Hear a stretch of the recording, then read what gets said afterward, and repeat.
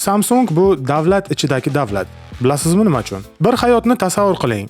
Bola Samsung shifoxonasida tug'iladi, bolani uyiga olib ketishadilar, Samsung tomonidan qurilgan uylarga, oshxonada Samsung sovutgichlari, Samsung televizorlari, Samsung kir yuvish mashinasi va aynan shu bola Samsung bog'chasiga ham keyinchalik boradi. So'ngra Samsung maktabiga, keyinchalik Samsung moliyalashtirish universitetida o'qiydi, keyin xuddi mana shu Samsung kompaniyalaridan biriga ishga kiradi. Hayot sug'urtasi ham aynan xuddi mana shu Samsung orqali bo'ladi. Pensiyani ham Samsung beradi va fuqaro vafot etgandan keyin Samsung krematoriyasida kuydiriladi, hatto Samsung qabristoniga dafn etiladi. Bu butun bir mamlakat miqyosidagi davlat ichidagi davlat. Bu esa Janubiy Koreya. Bu dispatsiya emas yoki zamonaviy ko'rinishdagi film ham emas. Bu Janubiy Koreyaning haqiqiy hayoti, albatta ko'pchilik ahamiyat bermaydigan joylardan biri. Va eng dahshatlisi, u yerda odamlarning aksariyati mutlaqo normal holat deb qabul qilishadilar. Bugun biz bitta oila butun boshli bir mamlakatni qanday qilib qo'lga kiritganligini tahlil qilamiz. Tashqaridan qaraganda mutlaq boshqacha holat, ichkaridan qaraganda esa qanday ishlashini tushunib olamiz. Shuning uchun joyingizga mahkam o'tirib oling, videoga like bosing, bu borada fikringizni qoldiring. Qolaversa, video tagida описаниеda Telegram va Instagram kanallarim mavjud. Ushbu kanallar orqali men bilan to'g'ridan-to'g'ri bog'lanishingiz mumkin bo'ladi. Qolaversa, sizni har bir taklifingizni bajonidil eshitaman. Samsungni 1938-yilda Li Baychul asos solgan. Bilasizmi, u nimadan boshlagan? Oziq-ovqat savdosidan. Quritilgan baliq, lag'mon mahsulotlari. Bularning hammasini u Xitoyga eksport qilgan. Na telefon, na sun'iy yo'ldoshlar, shunchaki kichik shahardan kelgan oziq-ovqat savdogari. Mamlakatning barcha eksportini 20% ta'minlaydigan imperiya bu savdodan qanday qilib o'sib chiqqan? Javob Chobel. Chobel nima deganiga qisqacha aytib o'tsak, bu Janubiy Koreyaning eng qudratli korporatsiyalarning boshqaruvida turgan odamlar, ya'ni Janubiy Koreyaning eng boy elitasi. Chobel deb atalgan tizimda so'nggi ma'nosi boy klan. Bu Koreya urushidan keyin davlatdan chegarasiz kredit, subsidiyalar va soliq imtiyozlarini olgan oilaviy konglomeratlar. Mamlakatni oldinga tortishlari evaziga 1960-yillardagi Pak Chung-he harbiy diktaturasi oddiy kelishuv qilgan. Ya'ni davlat ularga shunday imtiyozlar beradiki, siz mamlakatni boshidan oyog'igacha quring, biz sizlarni har bir usullaringizga ko'z yumamiz. Mamlakat ichidagi bor imtiyozlardan ular foydalanadi, qolaversa, qonun bilan hech qaysi biri nazoratga olinmaydi. Va ular quradi. Samsung kemalari, Samsung binolari, chiplar, telefonlar, Malayziyadagi Petrons minoralarini qurishda qatnashadi. Tayvanda 101 ni quradi. Dubayda Burj Khalifani ham quradi. Atiga birgina Chobellar va butun bir imperiya desa ham adashmaymiz. Bugungi eng katta yirik 5 ta Chobellar mavjud. Samsung, LG, Hyundai, Lotte va SK Janubiy Koreya fond bozorini qiymatining deyarli yarmini nazorat qiladi. Chobellar umuman olganda mamlakatning yalmining taxminan 80% ni tashkil etadi. Bu kompaniya emas, bu butun bir davlatning ichidagi iqtisodiy ekotizm, qolaversa, davlatdan ham qudratliroq kuchdir. Butun bir katta Samsung shahri. Aslini olganda bu shahar haqiqatda qanday ko'rinadi? Odamlar Samsung kompaniyasini faqat televizor va elektron qurilmalar deb hisoblaydi. Aslini olganda bu mutlaqo boshqacha ko'rinadi. Shuba kompaniyalarining ro'yxatlariga bir qarang. Samsung Electronics, telefon, chiplar va televizorlar. Samsung CT, qurilish, savdo, ko'chmas mulk kompaniyasi. Samsung Life Insurance, Koreyaning eng yirik sug'urta kompaniyasi. Samsung Medical Center 2015-yilda 2 milliondan ortiq bemorlarni qabul qilgan 1979 o'rinli shifoxona tarmog'idir. Samsung Heavy Industry kemalar va dengiz platformalarini quradi. Samsung Fire and Marine Insurance mulk sug'urtasi bilan shug'ullanadi. Samsung Securities moliya bozorini boshqaradi. Samsung CDI kompaniyasi esa dunyodagi eng mukammal batareyalarni ishlab chiqaradi. Sungkyung Wang University Samsung 1996-yilda sotib olgan mamlakatning yetakchi universitetlaridan biri hisoblanadi. Seuldan 30 kilometr janubda joylashgan Suwon shahrida Samsung tom ma'noda butun bir raqamli shaharni quradi. U yerda o'z klinikalari, bog'chalar, restoranlari bor.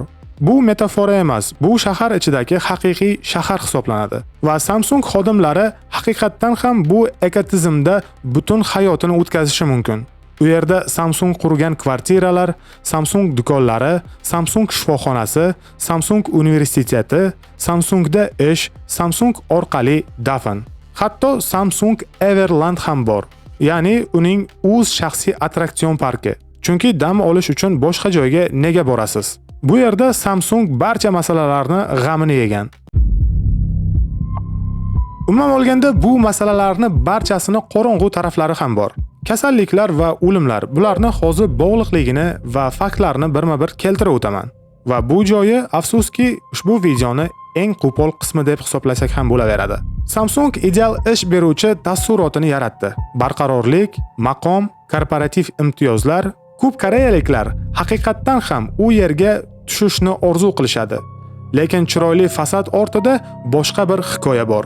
2007-yilda birinchi ogohlantiruvchi signal paydo bo'lishni boshladi. Suwondagi chip va displey zavodlarining sobiq xodimlari ommaviy ravishda kasallana boshladi, ya'ni leykemiya va miya o'simliklari kasalliklari bilan. Va ko'krak sarmosi kasalligi ham bu qatordan chetda qolmadi. 20 va 30 yoshli yosh odamlar o'lib ketardi. Han Hei Gyong taxminan 20 yoshida Samsung zavodiga ishga kirgan. Bir necha yillar o'tib, unga miya o'smasi tashxisi qo'yiladi. Operatsiya esa muvaffaqiyatsiz o'tadi. Hozir u 40 yoshda. U nogironlik arvachasida yuradi. Yura olmaydi, ko'rish va nutqi buzilgan. Onasi uni har kuni parvarishlaydi va ushbu parvarish deyarli 19 yildan beri davom etmoqda. Bunday holat ish bilan bog'liqligi tasdiqlangan. Deyarli 320 kishi, ulardan 118 nafari vafot etgan. Samsung nima qiladi? Bularni barchasini kasalliklarni inkor etadi. Sud jarayonlarini olib boradi, cho'zdiradi.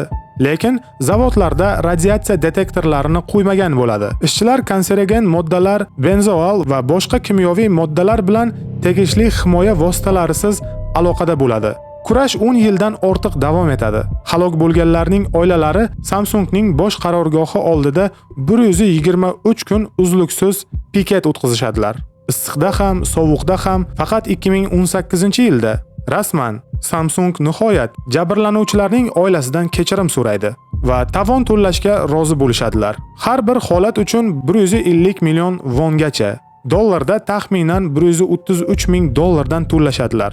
O'ylab ko'ring, tom ma'noda mamlakatni boshqaradigan, holatga doir barcha ayblarni tan oldirish uchun deyarli 10 yilga yaqin sudlashadilar. Bularning barchasini ortida kim turadi? Li oilasi, 3 avlod, asoschisi Li Boy-chul. Uning o'g'li Li Gon-hee 2020-yilda vafot etgan. Uning o'g'li Li Jae-yong hozirda kompaniyaning raisi hisoblanadi. Ana shu yerda jinoiy serial ssenariyasiga o'xshash hikoya boshlanadi. 2016-yilda ulkan korrupsiya mojarosi yuz beradi. Koreya prezidenti Park Geun-hye yirik chebollar va birinchi navbatda Samsung uning yaqin do'sti Chol Son-silga davlat imtiyozlari evaziga pul berishgan sxemaning markazida bo'lib chiqadi. Ushbu korrupsiya sxemasida Samsung 38 million dollar pul beradi. Nima uchun? Hukumat Samsungning 2 shuba kompaniyasini qo'shilishini qo'llab-quvvatlashi uchun. Li Jae-yong butun korporatsiya ustidan shaxsiy nazoratni mustahkamlashga yordam bergan qo'shilishdir. Mojaro butun Koreya bo'ylab ommaviy noroziliklar namoyishlarini qo'zg'atadi. Millionlab odamlar ko'chaga chiqadi. Prezident lavozimdan chetlatiladi, sudlanadi va qamoqqa tashlanadi. Li Jae-yongchi 2017-yilda sud uni 5 yilga qamatishga hukm qiladi. Prokuror esa ushbu sud hukmiga 12 yil so'ragan edi. Apellyatsiya sudi muddatni 2,5 yilga tushiradi va ijrosini kechiktiradi. U 1 yildan bir oz ko'proq qamoqqa o'tirib, ozodlikka chiqadi. 2021-yilda uni yana 2,5 yilga qamashadi. Lekin 18 oydan so'ng muddatidan oldin ozod qilishadilar. Xulosa shunday: yuzlab milliard dollarlar qiymatidagi imperiyaning vorisi prezidentga pora berganlikda hukm qilingan. Jami 3 yildan kam qamoqda o'tiradi va bugun yana Samsungni boshqaryapti. Bu istisno emas. Bu qonuniy. Li oilasining har bir avlodida jinoiy ish bo'lgan va har bir avlod deyarli sog' chiqib ketgan. Chunki Samsung Janubiy Koreya uchun shunchaki katta aktiv. Uni sud qarorlari bilan shunchaki yo'q qilib bo'lmaydi. Nima uchun koreyaliklar tug'ilishdan o'limigacha hayotlarini boshqaradigan tizimga qarshi ommaviy isyon ko'tarmaydi? Qiziq savol emasmi? Buning sababi juda ham oddiy. Agarda bu borada fikringiz bo'lsa, kommentariyada albatta yozib qoldiring. Birinchidan, tarixiy travma. Janubiy Koreya 1950-yilda urushdan keyin dunyoning eng qashshoq mamlakatlaridan biri edi. Aholining jon boshiga yami taqsimotini hisobga olsak, ba'zi Afrika mamlakatlaridan ham past edi. 40 yil ichida chebollar mamlakatni jahon iqtisodiyotining yuqori pog'onasiga olib chiqadi. Bu koreyaliklar eslaydigan haqiqiy natija. Ikkinchidan esa kollektivizm madaniyati. Koreya jamiyatida kompaniyaga sodiqlik bu fazilat, Samsungda ishlash bu faxr. Mana shu kompaniyaning bir qismi bo'lish har bir oilani ularning madaniyatida g'ururlantiradi. Uchinchidan, yopiq doira tizimi. Agar Samsung universitetlarni moliyalashtirsa, fuqarolarni uyini qursa va sug'urtalarni ta'minlasa, ko'pchilikda tizimni tanqidiy baholashga vaqt ham bo'lmaydi. Sabab ham yo'q. Koreyada deyarli 80% odamlari tug'ilgandanoq ushbu tizimning ichida o'sib ulg'ayadi. Va 4-sababi muqobillik yo'q. Bitta Chobel mamlakatning yammisining 14% ni tashkil etgan. Bu allaqachon shunchaki kompaniya emas. Bu mamlakat infratuzilmasi. Agar Samsung yiqilsa, bu degani butun Koreya ham yiqiladi. Buni hamma biladi va bu nazoratning eng kuchli quroliga ham aylanib bo'lgan. Qattiq xulosani ham aytib o'tishimiz kerak. Samsung Koreyada shunchaki kompaniya emas. Bu inson hayotini to'liq nazorat qilish bo'yicha tajriba va butun dunyo Samsung Galaxy sotib olib, Koreya iqtisodiy mo'jizasini tomosha qilar ekan, bu tizim ichida millionlab odamlar yashaydi. Ular tug'ilishidan boshlab ichida bo'lgan qafasning miqyosini tushuna olmaydi. Koreyaliklar Samsungda tug'iladi, Samsungda ishlaydi va ushbu Samsung korporatsiyasining ichida vafot etadi va ko'pchilik koreyaliklar buni ideal hayot deb biladi. Savol shunday: bu yaxshi yoki yomonmi emas? Siz shunda yashashni istarmidingiz? Albatta fikringizni kommentariyada qoldirishingiz mumkin bo'ladi. Videoga like bosib, obuna tugmasini ham bosib qo'ying. Qolaversa, ushbu videoni Koreyadagi do'stingiz bilan ulashib qo'ying. Dasturimizni tugatar ekanmiz, kelgusi ko'rsatuvda ko'rishguncha biz hali bu kabi mavzularni juda ham ko'p olib chiqamiz. Obuna bo'lishni unutmang. Salomat bo'ling.